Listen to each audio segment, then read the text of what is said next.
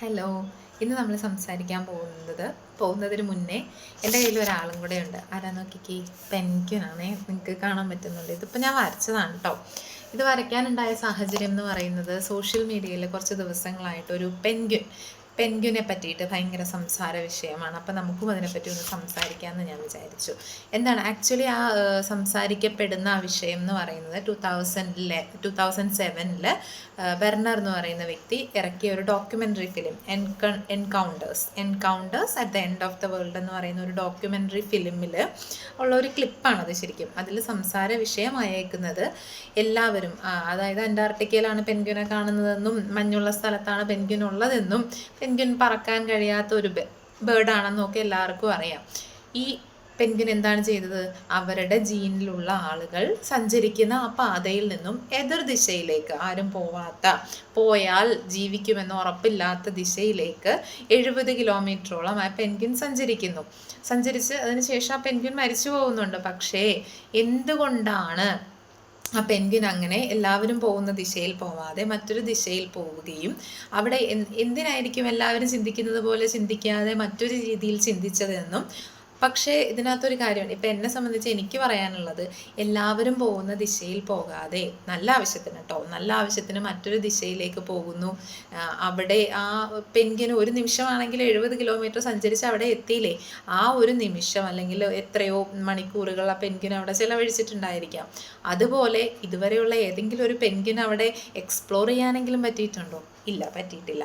പിന്നെ അതിന് സമൂഹ മാധ്യമത്തിൽ പല രീതിയിലാണത് പ്രചരിക്കുന്നത്. അതായത് പെൻഗ്വിൻ എന്ന് പറഞ്ഞാൽ പെൻഗ്വിൻ്റെ ഇണ മരിച്ചു പോയി കഴിഞ്ഞാൽ പിന്നെ പെൻഗ്വിൻ സ്വയം ജീവൻ ത്യജിക്കുമെന്നാണ് ചിലർ പറയുന്നത്. പെൻഗ്വിൻ ജീവിതം അടുത്ത് ഡിപ്രസ്ഡ് ആയിട്ട് സ്വയം മരണത്തിലേക്ക് പോയതാണെന്നാണ് പറയുന്നത്. എന്തോ ആയിക്കോട്ടെ, എൻ്റെ ഒരു വ്യൂ പോയിന്റിൽ നമ്മളെല്ലാവരും സഞ്ചരിക്കുന്ന രീതിയിൽ സഞ്ചരിക്കാതെ, അല്ലെങ്കിൽ രണ്ട് രീതിയിൽ ചിന്തിക്കാം. ഇപ്പോൾ പെൻഗ്വിൻ്റെ പാർട്ട്ണർക്ക് വേണ്ടിയിട്ട് ജീവിതം കളഞ്ഞതാണെങ്കിലും ഇറ്റ്സ് മേ ബി അത് ഗുഡ് എന്നാണ് എനിക്ക് പറയാനുള്ളത്. നമ്മൾ ലൈഫിൽ എല്ലാവരും മോണോഗമിക് പേഴ്സൺസ് അല്ല, അതായത് ഒറ്റ സിംഗിൾ പാർട്ട്ണർ ഉള്ള വ്യക്തികളല്ല.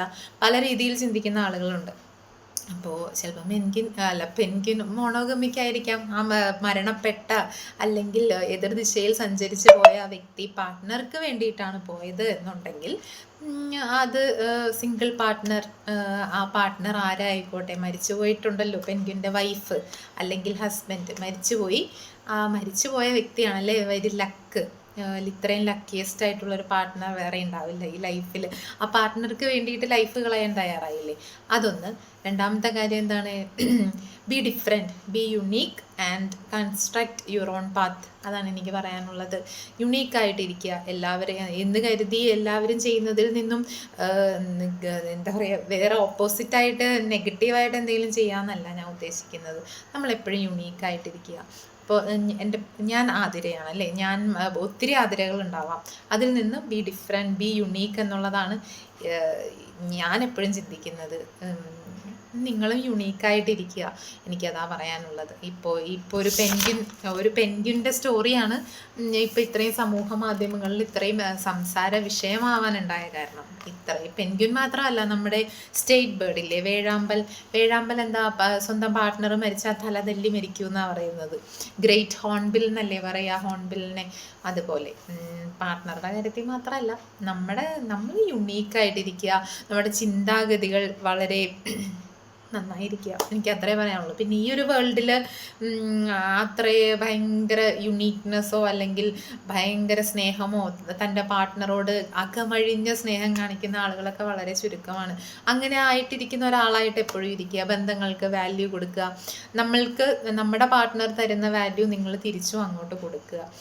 സ്നേഹം എന്ന് പറയുന്നത് എപ്പോഴും വാല്യൂബിളായി സ്നേഹിക്കാൻ ശ്രദ്ധിക്കുക.